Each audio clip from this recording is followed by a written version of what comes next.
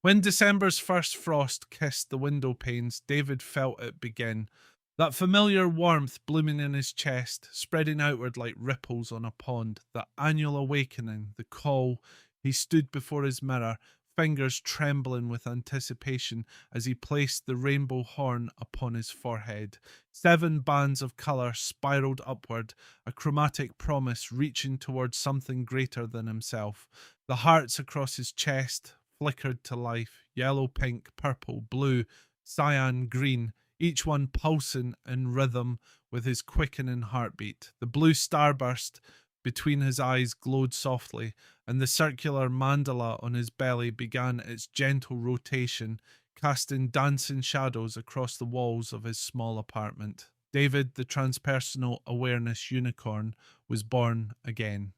His shoes left trails of luminous green wherever he walked, footprints of intention marking his path through the world. The rainbow wristbands on his arms caught the light, refracting it into 1,000 tiny promises. He was ready. The coffee shop was first. David walked in, his lights casting warm pools of colour across tired faces hunched over laptops. A woman in the corner, wrapped in grief, so thick he could almost see it, looked up. The purple heart on his chest seemed to pulse brighter. He approached her table with gentle purpose. "I know you don't know me," he said, his voice carrying that peculiar quality the season gave him. "But I notice you've been sitting here alone for hours. Sometimes the hardest part of loss is how invisible it makes us feel. Your grief matters. You matter. You're part of this great web we're all woven into, even when it feels like all the threads have snapped." Her eyes filled with tears, but something shifted in her face. Recognition, connection, the remembering that she belonged to something larger than her pain. By the time David left, she was smiling at the barista, asking about her day. The elementary school came next. David had arranged it weeks in advance, and now he stood before 3 dozen third graders, his lights dancing in their wide, wondering eyes. "Who can tell me what makes them special?" he asked. Hands shot up. "I'm good at soccer. I can draw horses. I know all the planets." David nodded, his horn catching the fluorescent light. "Beautiful. Now, here's the real magic. Every single thing that makes you special, it's not just yours. It's a gift meant for sharing. When you kick that soccer ball, you're not just moving leather across grass. You're teaching someone about dedication. When you draw those horses, you're not just making pictures. You're showing someone how to see beauty differently. When you share facts about planets, you're not just reciting information, you're igniting curiosity in someone else's mind." The loading symbol on his belly spun faster, as if processing the weight of their collective potential. "We're all connected," he continued, kneeling so his eyes met theirs, like lights on a string. When one light shines brighter, it makes it easier for the others to shine too. You're not separate little people. You're part of one big, beautiful human story that's still being written. A small boy in the front row, the one the teacher had quietly mentioned struggled with loneliness, raised his hand. "Does that mean when I feel sad, other people feel it too?" "Sometimes," David said softly, "but it also means when you share that sadness, you never have to carry it alone. And when you find your joy again, you make it easier for someone else to find theirs." The nursing home visit nearly broke him, as it always did. David walked through corridors where so many felt forgotten, his lights reflecting off polished floors and the glasses of elderly residents who looked up, startled, then delighted. He spent 3 hours there, moving from room to room. With Mrs. Chen, he listened to stories of her childhood in Shanghai, recording them on his phone so her grandchildren could hear their history.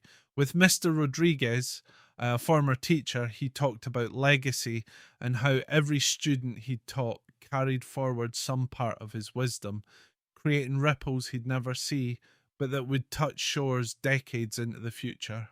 You think you're just one old man in one small room, David said, the hearts on his chest glowing steady and strong. But you're a living library.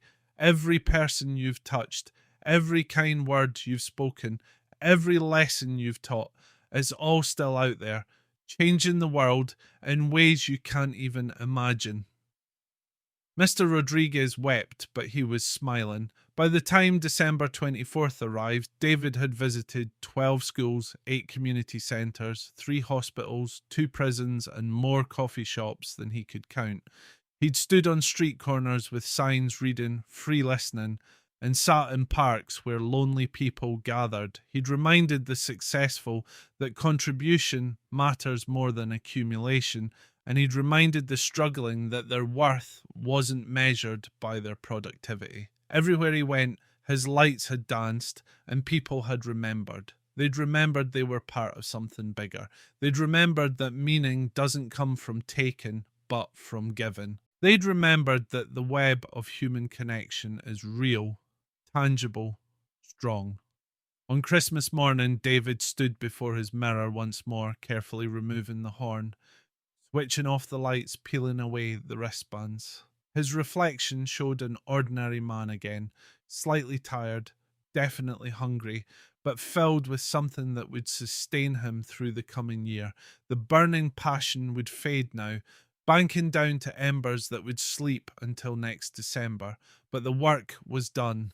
Across the city, across all the lives he'd touched, people were waking up with a new awareness. They were seeing the threads that connected them to strangers, to family, to the vast human family.